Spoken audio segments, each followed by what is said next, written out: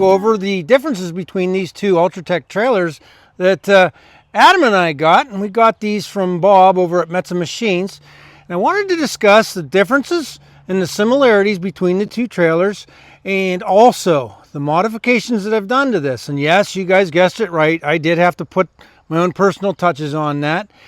Main reason being is I wanted my trailer to be more like Adam's, but I also wanted the heavy duty ability to move dirt, gravel, rock, stone, anything like that.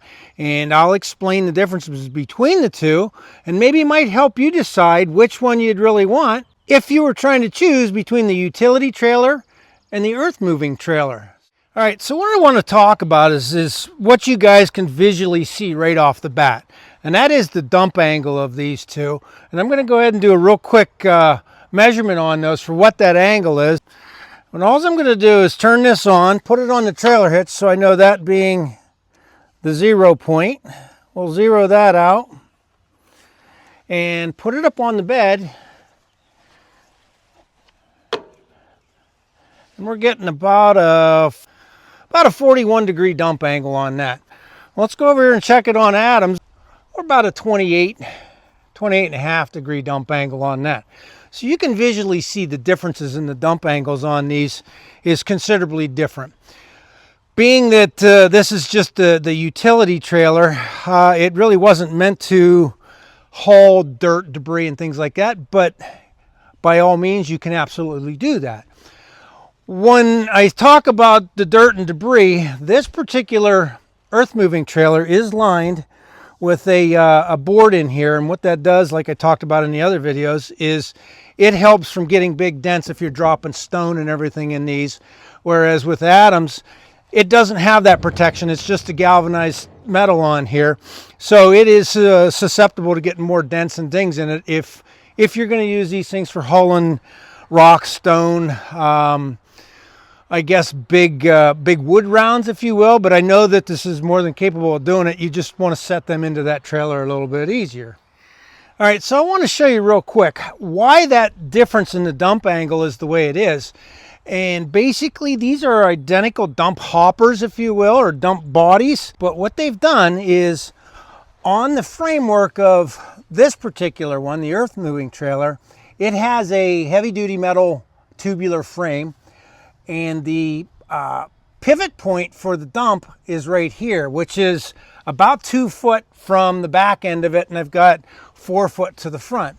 And if we come over here and look at Adam's, his pivot point for the dump angle is at 3 foot and 3 foot. So that's what gives this one less dump angle, because the whole center of gravity is shifted over both axles on this, where mine is shifted a little more towards the back axle. And what that is for is to get a steeper dump angle to be able to dump out dirt and debris and things like that. So about this framework on this, and you'll see the difference instantly.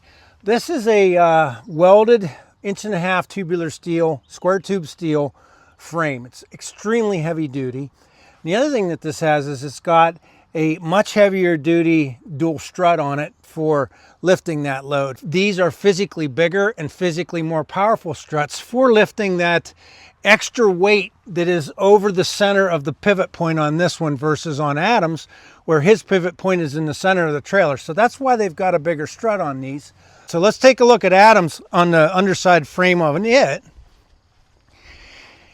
And his is a stamped out galvanized frame that is pop riveted to the body, the dump body on that. And you can see that this strut is substantially shorter, and I would be willing to bet that that strut is probably 1 foot to 1.5 foot shorter in total length than it is on the earth moving trailer, and solely being because his pivot point is back here, so he doesn't need as long of a stroke on that strut length. So that is one big difference in there, and it also pulls down and lets up a little bit easier because you're not putting that huge load of gravel or dirt or whatever up over the center of those pivot points. So that is one big difference between the earth moving trailer of mine and the utility trailer of Adam's. One thing that I do want to show you that I did alter on both of these is went over to Harbor Freight and picked up a couple of these trailer jack stands.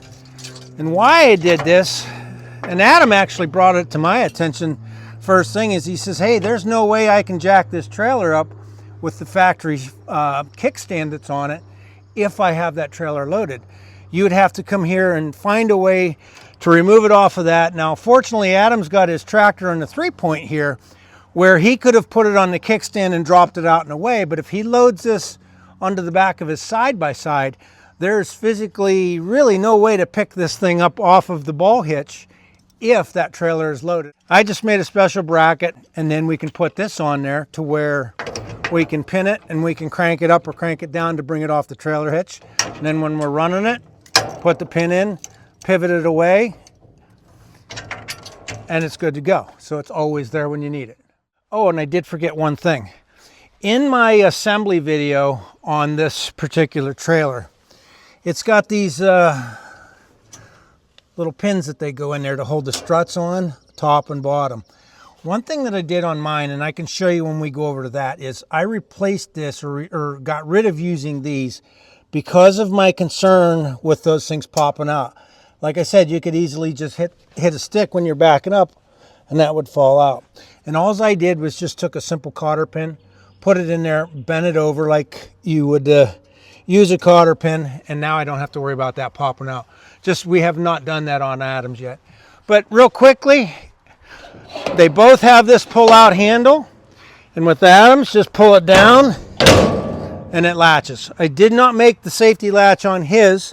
He didn't seem to think it would be such a big problem, but on mine, because it is substantially more pressure, and I don't know if you saw how easy that was or paid attention, but to bring that down, it's not bad at all. We'll go ahead and release this one and watch how it pops up.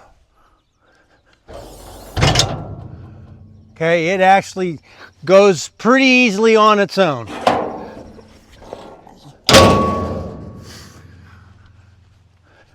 Now over here on mine, I want to show you real quick. I did put the cotter pins in there on that one and on this one up top. And those cotter pins now, nothing should be able to bump them and pull them out of there.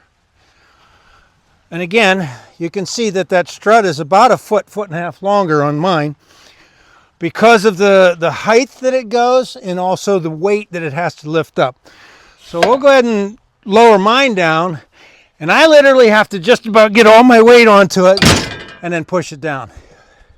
Is that a problem? No, because the benefits of being able to have a large amount of dirt in the front end of this and dump it out is why those struts are that heavy. So as I did on Adams, I added this trailer jack, but one thing I did with mine was I cut the bottom of that foot off, or the extension of the foot on this side of it. And the reason I did that is because these things can traverse over logs and everything. And I didn't want to put something on my trailer that actually caused me more grief than what it was worth. So I cut that off. So now I've got the clearance of anything that would ride underneath this or go over a log, and it won't catch on the bottom of that jack stand. If Adam finds that to be a problem on his, it's just as simple as pulling this off real quick and I can cut that off and take care of it. One thing that I talked about in the other two previous videos is this safety latch. And what I did was put that on there so as I'm stepping back and forth, I can't bump this. And I'll show you real quick again why you don't want to bump that. But I'm going to go ahead and release this, and I'm going to flip this trailer latch up and watch this trailer go as in comparison to Adams and how it went. So, are you ready? It actually goes up violently enough that it threw the ratchet strap out of its little pocket holder over on this side. Pull it down, latch it, then I put my safety latch over it. So those are pretty much the similarities. I didn't touch on the two removable tailgates, which is one thing that I wanted to do and why I wanted my trailer to be more like Adams. And I'll go over what I did with this one to explain that. One thing I didn't want to forget was I've added these safety latches and these safety chains, and I talked about it in the previous trailer video about these. So if I'm hauling around a load of gravel, and both of these are rated for 3,300 pounds, there is one difference that Adam's trailer did not come with that mine did, and that is these little rubber straps for holding on a shovel or a rake or something like that. On the earth moving trailer, it does come with those rubber straps. On the utility trailer, it does not come with those rubber straps for attaching a shovel. But one modification I did to mine was these straps were on the other side and they were down under here. Problem I found with that is I like to use a flat nose shovel for scooping out dirt and debris and everything else rather than a spade point shovel. With a flat shovel, it would not fit in there properly. I couldn't get it to manipulate in there to where it wasn't a nuisance or annoying to try to get it in. So what I did was I removed them from over there. I put them over on this side, and I wanted them up higher, and I also wanted them on the side of the machine that I'm always getting in and out of. So if I'm getting out of the machine, the shovel is always right here, and I can scoop or do whatever I need to do, and then just put it right back on. And I can show you real quick that these rubber straps just pull off, and that's as simple as it is, and I can always keep a shovel with that so I don't have to go in and looking for one. Somebody said that's not true though. They said Finland, the driver's side's on the same side. Is it? Yeah, I don't know that, but that's somebody in the comments when I said that, they said, oh no, wait a minute, Finland's is on the same side as us. So if any of you guys out there know, is Finland's driver's side on the right hand side of the vehicle or the left hand side? Because I don't know what it is, and I didn't check it yet. So again, put this back in, strap them down, and now I've always got a shovel with me on the driver's side of my vehicle. I want to talk about one of the main things and why I liked Adam's, but why I loved mine, if that makes sense or doesn't make sense. But I'm going to show you what the difference here between these is on mine, this front removes, and so does Adam's. We'll go real quick down here and remove his. So there's where they are the same. The front ends can remove if you want to put an extended log on there. And one thing I wanted to touch on real quick that I just remembered is when I had longer logs on here, with the kickstand tongue jack on this thing, that kickstand stood up here. So any log that came in would hit that kickstand. So that was another really good reason for putting this swivel stand on there. But he has the ability, the same as I do, to put long logs in this. And I showed you in my video where I put the long logs in mine, and I had the tailgate up on this thing, and I could only put my logs in so they were a couple 5 or 6 inches short of the underside of this back tailgate. And why I had to do that was when you go up on the dump angle, so those logs don't hit your back tailgate and destroy it when you're trying to pull away from it. So as you just saw, I unreleased my tailgate here, and there's no more struts on it. There's nothing that holds that up. And you might think, well, you're crazy, Doug. Why would you do that? That's, you know, that was a nice feature. Well, it is a nice feature that these had struts from here to here on another bracket. And I'll try to put a picture in of that on the previous video that I did. But I've removed the bracket and I removed the struts. And why I did that is, so let's say I've got this loaded with topsoil or wood chips or mulch or anything like that. You still had to come back and release the latch on it, and then the struts would lift that up, walk around and go dump it. So I didn't do anything that screwed the function of that up. I just come back here and I put a little finger pull on this to be able to release that latch. And all this was just a tie down out of an old Honda Accord or something. But I put that on there instead of this thing because it was easier to get your finger in there, lift it to release it. Okay, so now that's released.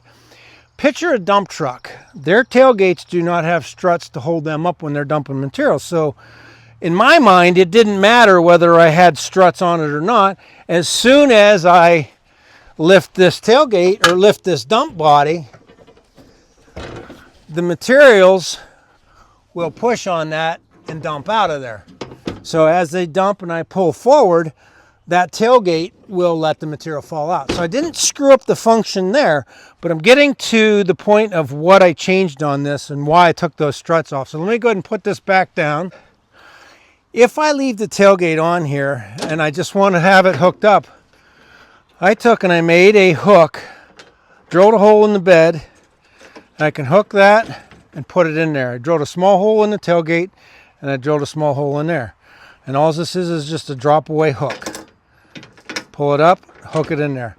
So now if I want to use this to where I've got the tailgate raised for, let's say I had a bunch of limbs or sticks are sticking out of there and I didn't take the tailgate off or whatever. So now it's basically as if it would have come from the factory, minus the struts, but it's still being able to be held up.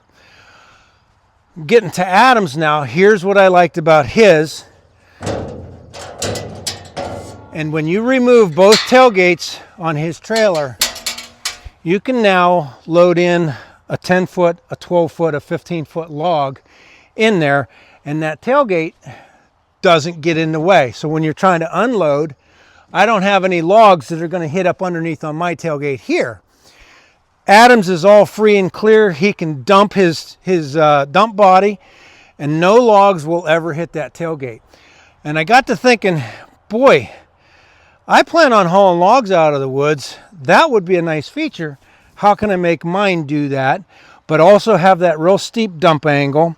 And when I dump logs out, pull away. And I showed that in my previous video where I tipped this up and the logs came right to the underside of that and they cleared out of the way. But I had to remove 5 or 6 smaller logs on the top, and I could only load it up to about that height where there was about 2 logs worth because of the angle that it didn't get bound up on that. So let me show you what I did with this and made it something very simple. And it was just as easy as removing 2 bolts. And I removed the 2 bolts from here and replaced them with these quick pins. And that was after removing the struts. So now I've got those 2 bolts out of there and they're just being held with quick pins. So guess what? Now I can remove my tailgate just like Adam does. And now I can load logs heaping all the way across here. And this trailer will handle it. I can load logs heaping all the way across, bring them down to my wood yard, flip that tailgate and dump it and pull away and not worry about destroying that back tailgate. So again, this trailer is very similar to this trailer. They both have tailgates on them. Adam's was removable, mine was not. But I saw a benefit in his and I applied it to this one. So when you guys are looking and trying to figure out which dump trailer would you want, you can modify the better, in my opinion, modify the better trailer because it's got these protective sides. It's got a steeper dump angle. But you can also do it where you remove the 2 pins or the 2 bolts and put quick pins in there and now remove that. So that setup might not be for everybody, but what I've just done with this trailer is I've made it more able to take longer logs. And let's just say it wasn't logs. Let's just say I bought this trailer and then I loaded it up with brush and I went, oh crap, how am I going to dump the brush out of here now? I thought I could dump it out, but the tailgate gets in the way. Whereas with Adam's, the utility trailer, he could fill his heaping full of tree limbs and brush and things like that, tip it up, dump and drive away and not have to worry about the tailgate hanging up on sticks. That is why I wanted mine to be removable. And I'm going to show you real quick how easy it is to put it back on as well. So remove this tailgate, and if I know that I'm going up into the woods to do logs, I'll leave this tailgate at the house. If not, I'll put it in the back of the side-by-side. Some of you, if you're going to do this with a 4-wheeler, you might have to put it on the bed of the 4-wheeler, but I would suggest that when you leave the house, you know what you're going to go do up in the woods. So set this back on, just as if you would on Adam's. Set that back on and put these quick pins. Let me get that lined up. Put that quick pin in. Put this quick pin in. And now we are physically back to a dump trailer as exactly as it was. Release that, I can bring it up. Now I have the tailgate. Again, if I'm going to dump dirt, that tailgate moves out of its way on its own when the dirt is coming out of the back of it. I already showed you if I want to hold that up, just a simple little hook pin in there. And now I've got the best of both worlds. I have a utility trailer that I can dump brush or logs out of just by removing this tailgate like Adam did on his, or like Adam's comes. So the cost difference in the two, Adams doesn't have the lined bed, it doesn't have the heavier capacity dump pistons and all that, but I elected to do this to mine so I could actually turn it into the same thing as his, as well as have the higher capacity dump on it, and also the dumping tailgate. All right, so we've gone all through the differences and the similarities, and you can see Adam's got his hook to the tractor with the 3-point carryall, and he's got his front grapple on his. You've seen the video I did on the modifications for the 3-point carryall. I'm still waiting for that stake.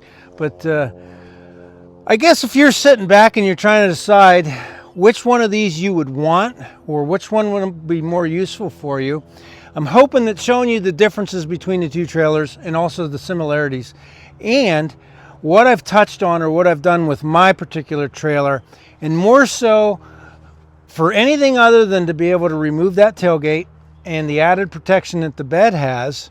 You know, the difference in cost is, I guess, really to what you want to spend on something like this and how you would utilize it around your property. I like this one. I like this one. So I've tried to incorporate both of the likes and dislikes into mine. I haven't done it to Adam's, but I've done it to mine to get that tailgate to remove pretty easily. And I'm very happy with what I've got, and I think Adam's very happy with what he's got. So I guess if you're trying to choose, hopefully I gave you some ideas on what to look for. And don't forget to get a hold of Bob out at Metza Machines to discuss these and what you might want to do with them. Hopefully you've picked up a couple ideas on this one, and I guess that'll be a wrap for this video. If you like the ideas of what I've done with this, I guess give me a thumbs up. Don't forget to hit that subscribe button, and we'll see you again soon. Thanks.